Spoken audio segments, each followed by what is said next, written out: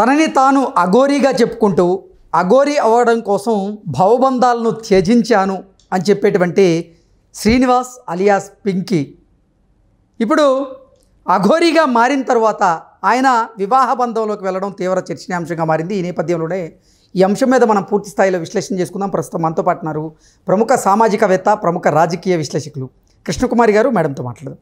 Madam నమస్తే. Madam, భవబంధాలను త్యజించి నేను అఘోరీగా మారాను అంటూ అఘోరీగా చెప్పుకునేటువంటి శ్రీనివాస్ అలియాస్ పింకీ శ్రీవర్షినితో వివాహం చేసుకున్నట్లుగా నిన్న ఆయన ఒప్పుకున్నారు. అఘోరీ అసలు వివాహ బంధంలోకి ఎలా వెళ్తారు అంటూ ఇప్పుడు వారిద్దరి వివాహం తీవ్ర చర్చనీయాంశంగా అయితే మారింది. దీని మీద మీ విశ్లేషణ ఏంటి మేడం? మొదటిగా నీ డే 1 నుంచి హెచ్చరికలు చేసేంత గొప్పదాన్ని కాదు కానీ నేను ఈ జరుగుతున్నదేంటో ఈ మాయా మర్మం చెప్తూనే ఉన్నాం. మనం అఘోరీ అని పిలవకండి, కేవలం ట్రాన్స్జెండర్ శ్రీనివాస్ అలియాస్ పింకీగానే చూడాలి ఇతన్ని. ఇంతకంటే అతనికి ఏమాత్రం మీరు కొంచెం ఎక్కువ గౌరవాన్ని ఇచ్చినా, లేదు అనుకుంటే ఏదో తెలియని అబోధ కల్పనలు సృష్టించిన తెలియకుండా మనం కూడా నేరస్తులు అవుతాం.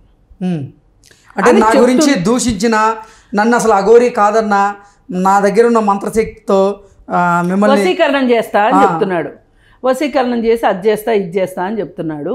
ఇతన్ని అర్జెంటుగా ఈ బ్లాక్ రెమెడీస్ ఇట్లాంటి దానికి సంబంధించి మనకు ఒక చట్టం ఉంది. ఆ చట్టం ఉపయోగించి అతన్ని అరెస్ట్ చేయాలి లెక్కైతే. అయితే ఇవాళ ఈ దేశంలో ఉన్న ప్రత్యేక పరిస్థితి దృష్ట్యా ఈ శ్రీనివాస్ అలియాస్ పింకీ రక్షించబడుతున్నాడు. ఇప్పుడు ఇంత న్యూసెన్స్ చేస్తున్నవాడిని, పబ్లిక్ న్యూసెన్స్ చేస్తున్నవాడిని, మాయలు మర్మాలు, ఒక అమ్మాయిని మోసం చేయటము, ఆ అమ్మాయికి లేని ఆశలు కల్పించటము, అవన్నీ నెక్స్ట్ సబ్జెక్టు. ఫస్ట్గా అతను చేస్తుంది ఏంటి? మొదటగా నేను అఘోరీని అని చెప్పుకుంటూ సనాతన ధర్మానికి నష్టం వాటెల్లుతుంది, నేను సనాతన ధర్మాన్ని రక్షిస్తాను అని చెప్పి వచ్చిన ఈ పెద్ద మనిషి అలాంటిది ఏమీ లేదు, నీ దగ్గర అంత వ్యవహారం ఏమీ లేదు అని ఎంత చెప్తూ ఉన్నా, ఒక పక్క నుంచి ఇంత చెప్తూ ఉంటే ఇంకొక పక్క నుంచి అతనికి ఒక అనుకూల వాతావరణాన్ని ఈ సోషల్ మీడియానే కల్పించింది. ఈ మొత్తం జరిగిన దాంట్లో సోషల్ మీడియా పాత్రే ప్రముఖంగా ఉంది. ఒక పక్క దేశంలో ఉన్న పరిస్థితుల దృష్ట్యా ఇతని జోలికి ఎవరూ రాని ఒక డెలికేట్ కండిషన్ ఉంది ఇక్కడ. ఆ కండిషన్ ఏంటంటే, ఆ డెలికేట్ సిచ్యువేషన్ ఏంటి అంటే, సనాతన ధర్మాన్ని ఎవరు ఏమి మాట్లాడకూడదు, దాని గురించి ఎవరు చర్చించకూడదు, హిందూ మతం గురించి మాట్లాడకూడదు, హిందుత్వం గురించి మాట్లాడకూడదు, ఎవ్వరికీ ఆ హక్కులు లేవు. కొంతమంది వానర సైన్యం అని పెట్టుకున్న వాళ్ళు కావచ్చు, హిందూ ధర్మ పరిరక్షణ అని పెట్టుకున్న వాళ్ళు కావచ్చు, ఇంకా రకరకాల విచిత్రమైన పేర్లతోటి ఛానల్స్ నడుపుతున్న వాళ్ళు ఉన్నారు.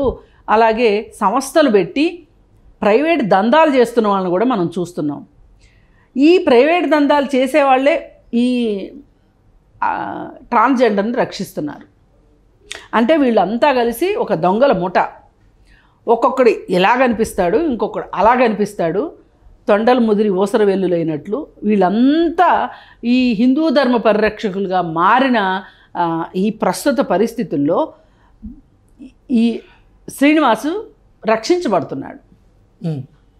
అంతకంటే వేరే ఏమీ లేదు అంటే నిన్న మొన్న ఒక టీవీ షోలో నందీశ్వరుని నుంచి శివుడిని చూస్తాం. శివుడి ముందు నందీశ్వరుడు ఉంటాడు, అక్కడి నుంచి చూస్తారు భక్తులు. దానికి సంబంధించి ఎప్పుడో 20 ఏళ్ల క్రితం వచ్చిన బావగారు బాగున్నారు సినిమాలో ఒక దీన్ని రెప్లికాగా చేస్తే ఇప్పుడు వాళ్ళకి ఫోనులు చేసి ఎంతంత బెదిరిస్తున్నారు. ఆ బెదిరింపులు వింటున్నాం కదా, కాల్స్ విన్నాం కదా. ఏంటి, నువ్వు అసలు హిందువేనా? కాదు, నేను ఇండియన్ని. నువ్వు ఇండియన్వా కాదని నేను తేలుస్తా, నువ్వు అసలు హిందువా కాదా? అంటే ఇంత బ్లాక్మెయిలింగ్ చేయడం. ఈ కండిషన్లో ఎవరైనా సనాతన ధర్మాన్ని రక్షించడానికి నేను అఘోరీలాగా వచ్చాను అని చెప్పిన వాళ్ళని ఏమైనా అనాలి అంటే ఆలోచించే పరిస్థితి కల్పించారు. ఇప్పుడు పోలీసులు అంతే, వాళ్ళు నిశ్చేష్లే చూస్తున్నారు, నిస్సహాయుల్లాగా ఏం చేయలేకపోతున్నారు. పోలీసులు బెదిరిస్తున్నాడు అతను, పెట్రోలు బాటిల్స్ పట్టుకొని తిరుగుతున్నాడు, కత్తులు పెట్టుకుని తిరుగుతున్నాడు. మామూలుగా కత్తులు పెట్టుకున్నా, పెట్రోల్ డబ్బాలు పట్టుకుని తిరిగినా కేసు.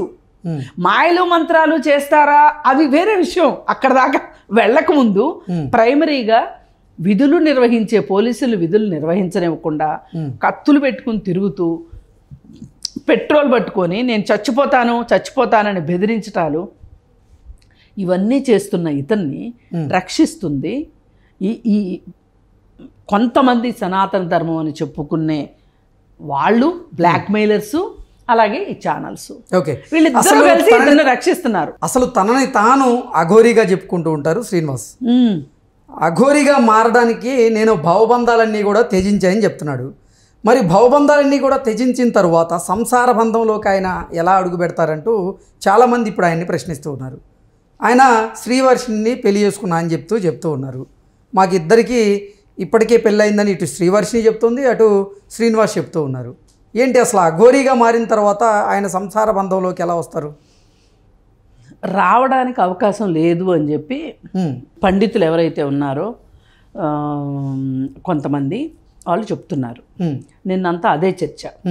అసలు ఎలా పెళ్లి చేసుకుంటాడు, అసలు ఒక ట్రాన్స్జెండర్ అఘోరీగా మారాల్సిన అవసరం ఏమొచ్చింది, అసలు ట్రాన్స్జెండర్కి అఘోరీకి ఉన్న తేడా ఏంటి, అసలు అఘోరీ అంటే ఏంటి, ఏ లక్షణాలు ఉంటే అఘోరీలు అంటారు, అలాగే అసలు మహిళలు అఘోరీలుగా మారేది చాలా చాలా అరుదు, పురుషులే ఉంటారు. అంటే నేను స్త్రీలకు ఆ హక్కు లేదు అని నేను అనట్లా, మామూలుగా అయితే అలాంటి పరిస్థితి ఉంటుంది. ఇతను స్త్రీ కాదు, ట్రాన్స్జెండర్. ఇతను అఘోరీ ఎలా అవుతాడు అని ప్రశ్నించే వాళ్ళు కొంతమంది ఉన్నారు. ఇతను నేను పెళ్లి చేసుకున్నాను అంటే ఒక అఘోరీ పెళ్ళి ఎలా చేసుకుంటారు అని ప్రశ్నించే వాళ్ళు ఉన్నారు. ఎగ్జాక్ట్లీ. మరి ఇన్ని విచిత్ర వాదనల మధ్యలో మరి వాళ్ళు మాట్లాడేది కూడా తప్పేం కాదు. వాళ్ళు ఏదో శాస్త్రాలు అవపోసన పట్టామనే చెప్తున్నారు కదా, వాళ్ళు చెప్తున్న దాన్ని వక్రీకరిస్తున్నట్లు ఈ అఘోరీని అని చెప్పుకుంటున్న ఈ ట్రాన్స్జెండరు ఆడుతున్న వింత నాటకం ఏంటి అనేది బయటపడాలి. అసలు ఇవన్నీ నాటకాలే కాకుండా ఈ నాటకాల్లో ఇంకాస్త పెద్ద నాటకం ఏదన్నా ఉంది అంటే పెళ్ళి అనేది. ఆ శ్రీవర్షిని పెళ్లి చేసుకున్నాను అని చెప్పేది, ఆమె కూడా చేసుకున్నామని చెప్తుంది. ఎక్కడ చేసుకున్నారు, మా ఇంట్లోనే చేసుకున్నామని చెప్తున్నారు. ఇప్పుడు మనం సీను వాళ్ళ ఇంటి దగ్గరికి మారుద్దాం. అసలు ఈ మొత్తం దరిద్రానికి చండాలానికి అసలు కేంద్ర బిందువు వాళ్ళ ఇల్లు, శ్రీవర్షిని వాళ్ళ ఇల్లు. ఓకే. ఈ శ్రీవర్షిని వాళ్ళ ఇంట్లో ఆ కుటుంబ సభ్యులు కాకుండా విష్ణు అని ఇంకొక ఎక్స్ట్రా ఆర్టిస్ట్ ఉన్నాడు ఆ ఇంట్లో. ఓకే. ఈ ఎక్స్ట్రా ఆర్టిస్ట్ ఏం చేస్తున్నాడు అంటే ఈ అమ్మాయిని ఏలూరులోనూ ఏదో ఒక ఊర్లో ఒక ఎవరో పండితుడు అనకూడదు, ఇట్లాంటి ఒక మంత్రగాడి దగ్గరికి మంత్రగాడని మనం అంటున్నాము, మనకు నమ్మకాలు లేవు కాబట్టి వాళ్ళేమో పెద్ద బాబా దగ్గరికి తీసుకెళ్ళాను అని చెప్తున్నాడు. తీసుకుని వెళ్ళినప్పుడు వీళ్ళందరూ కలిసి ఈ శ్రీవర్షిని అడ్డం పెట్టుకొని ఆమె కుటుంబంతో సహా విష్ణుతో సహా ఆ ఏలూరులోనో ఎక్కడో ఉన్న ఒక బాబానండి, స్వామీజీ. ఓకే. వీళ్ళందరూ కలిసి ఈ అమ్మాయి కేంద్ర బిందువుగా చేసుకొని ఒక ఆర్థిక సామ్రాజ్యాన్ని సృష్టించుకోవాలి అనుకున్నారు. అంటే వాళ్ళ కష్టాలకి, ఆర్థికంగా ఉన్న కష్టాలలోంచి బయటికి రావటానికి వీళ్ళంతా కలిసి ఒక పథక రచన చేసుకున్నారు. అయితే ఈ పథక రచన చేసుకున్నప్పుడు వీళ్ళ ఉద్దేశం ఏంటి అంటే ఆ స్వామీజీ తాలూకునే జరగాలి అని ఆ స్వామీజీ దగ్గరికి విష్ణు తీసుకెళ్ళాడు ఈ అమ్మాయిని. తీసుకెళ్తే అక్కడ ఏదో నడుస్తూ ఉంది వ్యవహారం, కానీ వీళ్ళు అనుకున్నంత ఫాస్ట్గా జరగట్లా. ఈలోపు వీళ్ళకి హైదరాబాదులో ముత్యాలమ్మ గుడి దగ్గర నేను అఘోరీని అంటూ ఒక క్యారెక్టర్ ప్రత్యక్షమైంది. ఆ క్యారెక్టర్ ఈ శ్రీనివాస్ అలియాస్ పింకీ, ట్రాన్స్జెండర్. వాళ్ళకి ఒక ఆకాశంలో మెరుపు మెరిసినట్టు ఒక ఆలోచన వచ్చింది. ఆ స్వామీజీ దగ్గర లేట్ అవుతుంది, అదే ఇక్కడైతే గనక తొందరగా పప్పులు ఉడుకుతాయి అనుకుని, అంటే అర్జెంటుగా సంపాదించేయాలి కదా డబ్బులు.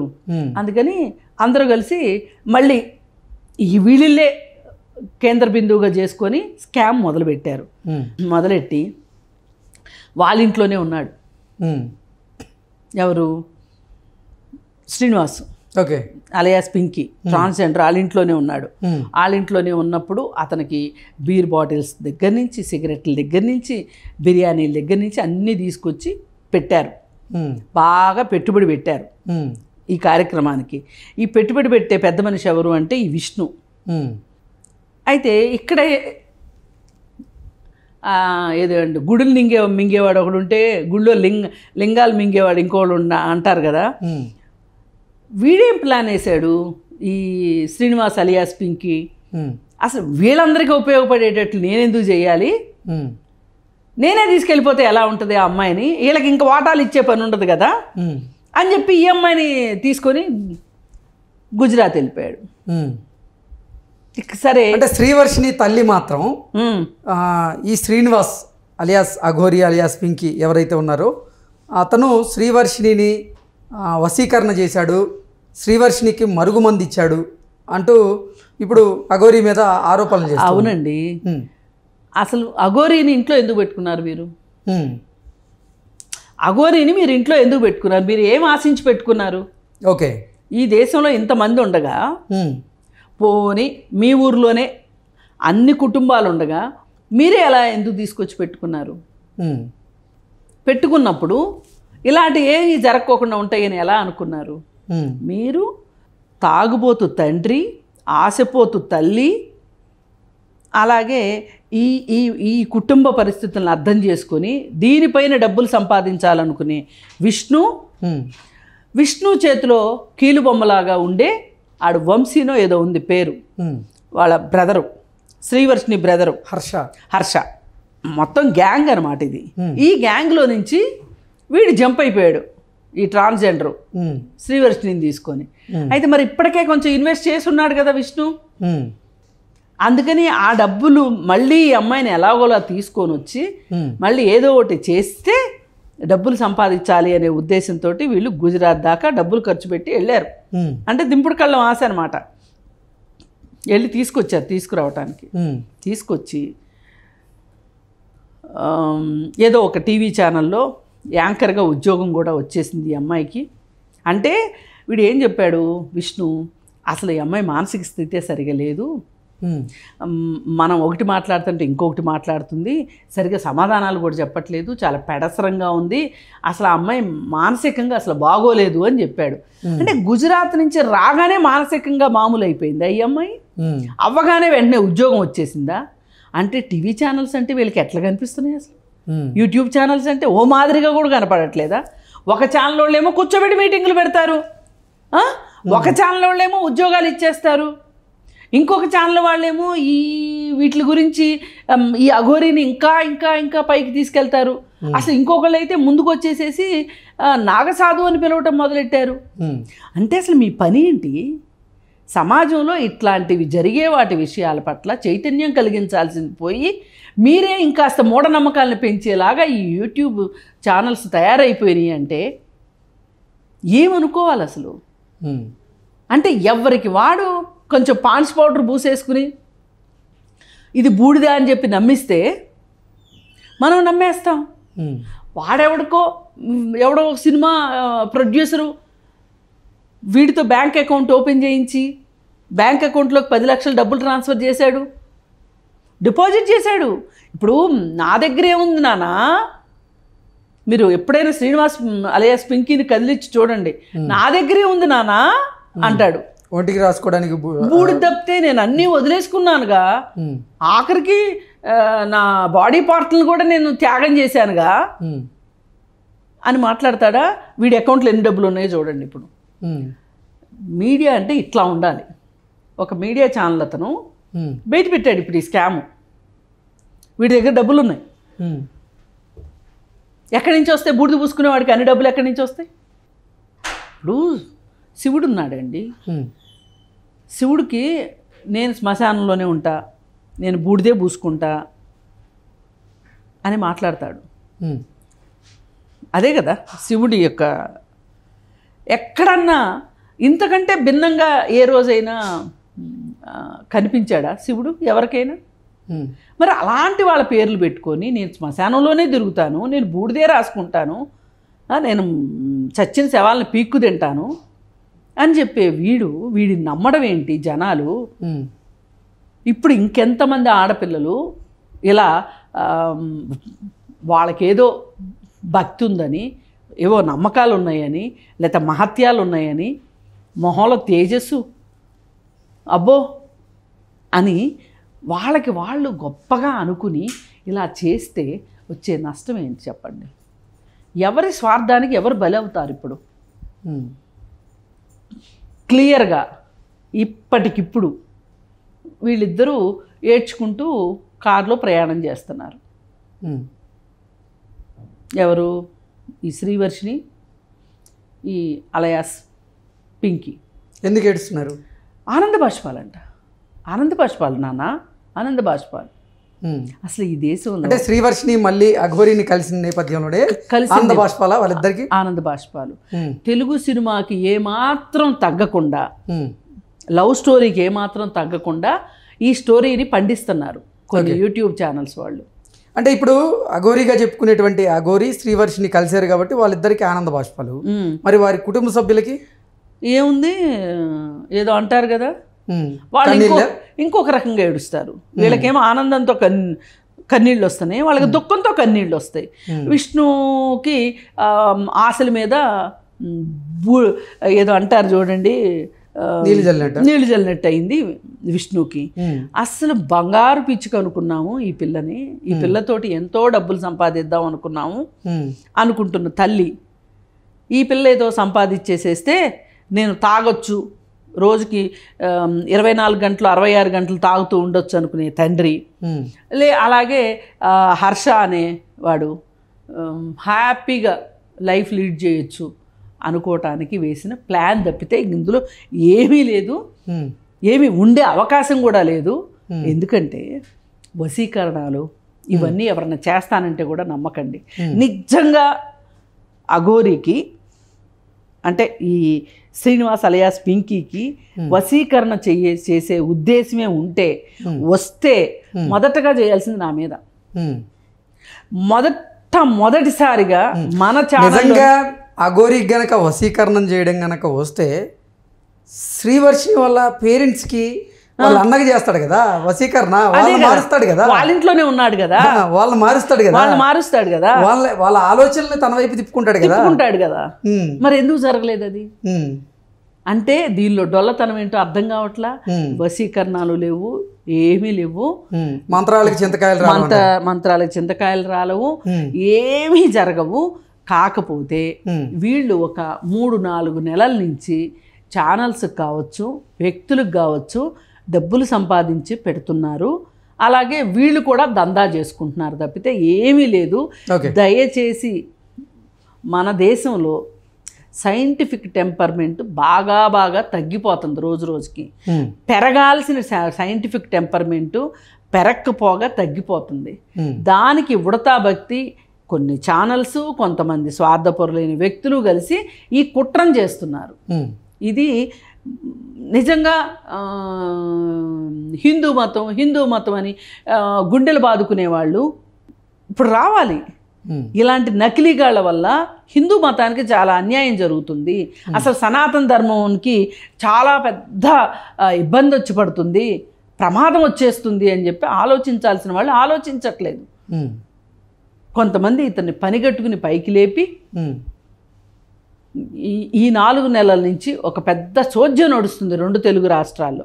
ఓకే, అంటే నిజంగా హిందూ మత పరిరక్షణ కోసం నేను నడుం బిగిస్తాను, నేను హిందూ మతాన్ని భుజాన మోస్తానని చెప్పినటువంటి శ్రీనివాస్ అలియాస్ పింకీ అసలు హిందూ మతాన్ని పక్కన పెడితే శ్రీవర్షిని చుట్టూ తిరుగుతున్నాడు. అవును, దీన్ని ఎలా చూడాలి అసలు? అదే కదా అతని ధ్యేయం ఏంటి, అతని లక్ష్యం ఏంటి, అతను చెప్పేటువంటి మాటలు ఏంటి, కానీ అతను ఇప్పుడు నడుస్తున్నటువంటి బాట ఏంటి? కాదు, అతనికి కావాల్సిందే ఇది. శ్రీవర్షిణి కావాలి, శ్రీవర్షిణిని అడ్డం పెట్టుకుని బిజినెస్ చేయటము కావాలి.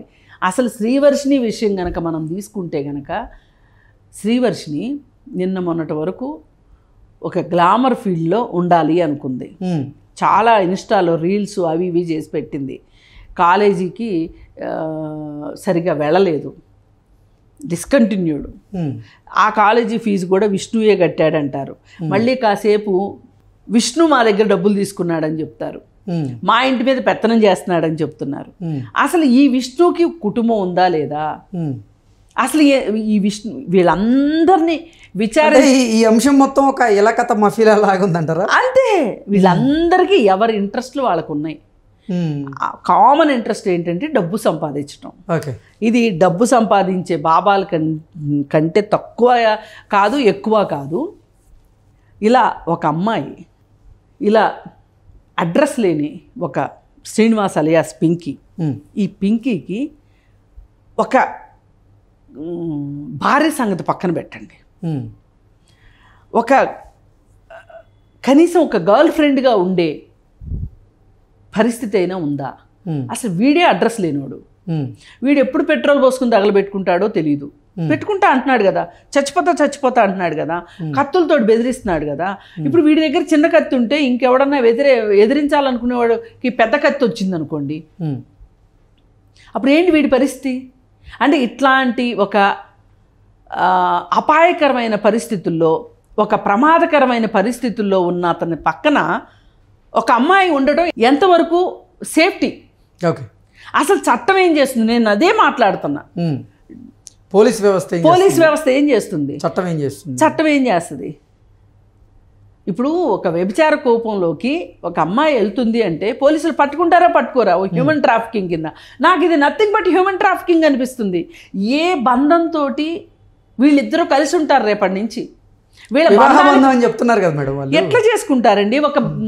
ఒక అఘోరీని అని చెప్పుకుంటున్నాడు కదా ఇప్పుడు దాకా, నాకు భావబంధాలు లేవని చెప్పుకుంటున్నాడు కదా. ఎలా పెళ్లి చేసుకుంటాడు ఈ అమ్మాయిని? మన హిందూ వివాహ చట్టం ప్రకారం ఒక పెళ్లి చేసుకోవాలి అంటే ఏంటి? ఒక పురుషుడు స్త్రీనే చేసుకోవాలి. లేదు అనుకుంటే ట్రాన్స్జెండర్లు కూడా వివాహం చేసుకునే హక్కు ఉంది. కానీ నేను ట్రాన్స్జెండర్ అంటలేదు కదా, నేను అఘోరీని అంటున్నాడు కదా, మరి ఎట్లా పెళ్లి చేసుకుంటాడు? అలాగే ఒక పెళ్లిగాని అమ్మాయి భద్రత గురించి ఆలోచించే హక్కు తల్లిదండ్రులకు ఉండదా? పోనీ ఏదైనా ప్రేమ వ్యవహారం ఉంది, ఒక ప్రేమించిన అతనితో వెళ్ళిపోతుంది అంటే అమ్మాయి మేజర్ అయింది కాబట్టి వెళ్ళిపోయింది అనుకుంటారు, పోలీసులు కూడా సహకరిస్తారు. కానీ ఇంత ప్రమాదకరమైన వ్యక్తి పక్కన ఎట్లా పంపిస్తారు? ఇది కదా ఆలోచించాలి. అసలు ఏ అమ్మాయి అంటే ఆ అమ్మాయి నా దగ్గర నేను సనాతన ధర్మాన్ని ఆచరించాలనుకుంటున్నాను, ఆడపిల్లలు. ఇప్పుడు ఈ శ్రీవర్షిని చెప్పే కథ ఇదే. ఎందుకు నీకు అంత అట్రాక్షన్ ఏంటి శ్రీనివాస్ అంటే? ఏం చెప్తుంది అంటే, అతను సనాతన ధర్మాన్ని పరిరక్షిస్తాను అనేది నాకు నచ్చింది, ఆడపిల్లల పట్ల అతనుకున్న కన్సర్న్ నచ్చింది, ఆడపిల్లలకు జరుగుతున్న నష్టాల గురించి అతను మాట్లాడేది నచ్చింది అని చెప్తుంది. చాలామంది చెప్పారు. శ్రీనివాస్ అలియాస్ పింకీ ఏంటి, ఇంకా చాలామంది చెప్పారు. నువ్వు ఏ ఉద్దేశంతో ఇది ఒక చిల్లర మాఫియాగా ఏర్పడి, ఈ చిల్లర మాఫియాలో వాళ్ళకి మధ్యలో వచ్చిన వాటాల తగాదాలో ఎవరికి వాళ్ళు రెండో వాళ్ళని మోసం వీళ్ళందరూ కలిసి ప్రజలను మోసం చేద్దాం అనుకున్నారు. కానీ ప్రజలను మోసం చేసే లోపే వీళ్ళే మోసం చేసుకున్నారు. దాని అవుట్కమ్మే ఇప్పుడు ఈ స్టోరీ. కాకపోతే నా బాధ ఏంటి అంటే, అసలు ఏంటో ఒక అమ్మాయి అబ్బాయి ఇష్టపడితే కుటుంబ సభ్యులందరూ వ్యతిరేకిస్తే ఒక ఛానల్ ముందుకు వచ్చేసేసి వాళ్ళిద్దరికీ పెళ్లి చేసి తల్లిదండ్రుల బాధ్యతను మేము నిర్వర్తించాము అని ఆనంద బాష్పాలు రాల్చేలాగా ఇవాళ సోషల్ మీడియా తయారైంది. రేపొద్దున ఇలా చేసిన వాళ్ళు ఎవరైనా సరే, అతని చేతిలో ఆ అమ్మాయికి ఏదైనా అపాయం జరిగితే ఎవరు బాధ్యత వహిస్తారు? ఈ విషయం గురించి ఆలోచించాల్సిన అవసరం ఉందా లేదా? అందుకే నిజాలు నిగ్గుదేల్చి ఆ కాకినాడలోనూ రాజమండ్రిలోనూ ఉన్న స్వామీజీ ఎవరో బయటికి రావాలి ఈ సందర్భంగా. ఈ విష్ణు సంగతి ఏంటో తేలాలి. ఈ తల్లిదండ్రుల ఆశ దురాశ ఏంటో తేలాలి. అసలు అన్నిటికన్నా ముఖ్యంగా ఈ శ్రీనివాస్ అలియాస్ పింకీ సంగతి ఏంటో చూడాల్సిన అవసరం ఉంది వాళ్ళ. లేకపోతే ఈ వీళ్ళని కనుక వదిలేస్తే ఇంకొంతమంది ఇలాగే తయారవుతారు. ఇలాగే తయారైపోయి మా దగ్గర ఆ మహత్యాలు ఉన్నాయి, ఈ మహత్యాలు ఉన్నాయి, మేము వశీకరణ చేస్తాం అని చెప్పి ప్రజల్ని మాయ చేసి మోసం చేసేవాళ్ళు. ఇప్పుడు మీరు నేను నమ్మకపోవచ్చు, నమ్మే బలహీన మనస్కులుంటే మోసపోతారు. ఇప్పుడు ఒక పక్కన బెట్టింగ్ యాప్ల ద్వారా నష్టపోయి, ఒక పక్కన ఉద్యోగాలు లేక, వ్యాపారాలు దెబ్బతిని, ఎన్ని రకాల సమస్యలతోటి మనుషులు ఉంటే ఇవన్నీ చాలనట్టు ఇలాంటి వాళ్ళు. అందుకని ఏది ఏమైనప్పటికీ ప్రభుత్వాలు మేలుకోవాలి అనుకుంటున్నా. ఓకే. అతను క్లియర్గా ఇంకొక మాట కూడా చెప్పాడు, నేను అఘోరి అని చెప్పుకుంటున్నాను కానీ ఏ అఘాడా దగ్గర నేను అఘోరిని అనే ఒక సర్టిఫికెట్ ఉంది అంటే నాకెవరూ ఇవ్వలేదు అని చెప్తున్నాడు. దీన్ని బట్టి క్లియర్ కట్గా అతను అఘోరి కాదు, నాగసాధువు కాదు అని తెలిసిన అతనికి కితాబులు భుజకీర్తులు ఇస్తున్న వాళ్ళని కూడా ఈరోజు ఈ కేసులో చేర్చాలని నేను కోరుకుంటున్నాను. ఓకే.